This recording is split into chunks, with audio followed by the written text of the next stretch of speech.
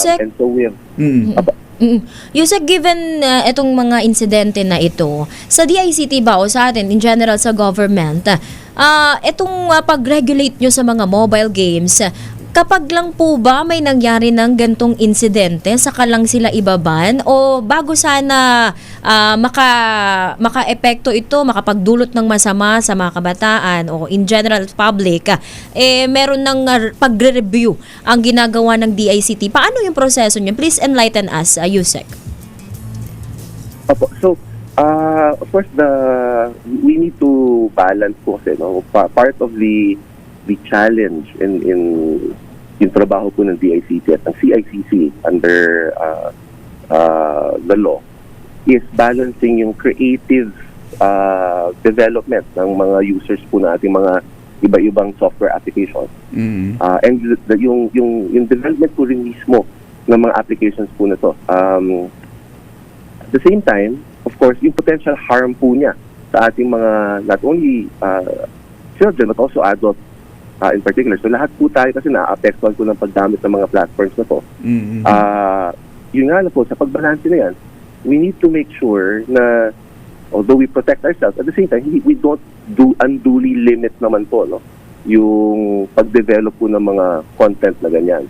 We don't want to end up becoming a state na wala ka na pong na-access. No? There's too much regulation is also bad for us. Okay. Pero kapag ganitong attorney, pag ganitong Yusek, pag ganitong kayo mismo alam ninyong violent ito tapos may masamang epekto, dapat motu proprio yung mismong sa gobyerno na mismo kahit walang reklamo ay iba na kaagad. Bukod dito sa Gore Box, meron pa ba kayong nakikitang iba pang online games na similar o pareho ding may masamang epekto sa mga kabataan? Opo. So, ano po yun, ongoing po sila nagsiscreen. You have to be aware po, no? Isang challenge po kasi, ang dami po kasi talaga. There's so many. So, lahat yan, sinusubukan ko lang tignan, laruin. Pero without, until we become aware that it's potentially harmful, saka lang po namin inaano. Ayun na nga. That's when we reach out. Because the part of the problem po kasi is, yung accessibility po talaga, it was really designed that way. So that ganun po yung environment that we find ourselves in. And we would need somebody to file a complaint so that we could reach out to the developers and to the platform, in this case, the App Store or the Play Store, para po hindi na po siya ma-download.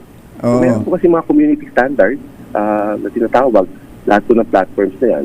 And it has to be breached before we are able to reach out to them at ipatanggal. Meron, di ba, nagagawa naman yun sa tulad ng ibang bansa, di ba, na bawal sa kanila Facebook. Bawal TikTok. Bawal ang TikTok. Wala, hindi mo talaga ma-access. Dito ho ba, hindi ba natin kaya yung ganon? Kakailanganin po natin ng batas. And so, as a government agency din po kasi, we have to have that mandate. Ngayon po, yung DICT po under the directive of our President, President Marcos, meron po tayong tinutulak, no? May mga tinutulak po tayong mga batas to hopefully improve yung digital environment po para sa mga kabataan. Currently, we're not asking for a total ban on social media for minors under 16 years old. We leave that to the wisdom of Congress. Of course, alam po natin marami na pong bansa na gumawa yan. Kaya nga. There is wisdom in that, no?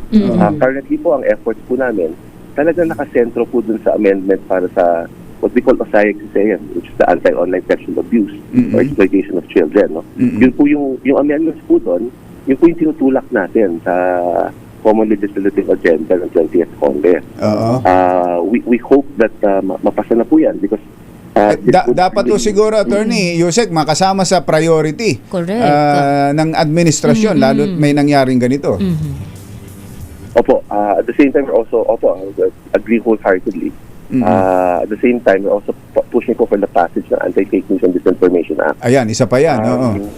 We need more laws po. That's essentially it. But at the same time, we need, we share po, nakikirami po kami sa mga magulang, mga kaibigan, yung pamilya po ng mga nasaktan sa napakalungkot po na pangyayari na yan. But at the same time, it's full of government and full of society approach po kasi. Oh.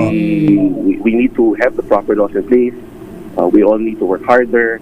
But at the same time, kailangan din po natin ng tulong ng mga magulang para mabawasan din po yung exposure nila. It also starts at the house. At the Tama. home. Magulang talaga, malaking papel sa ganyan.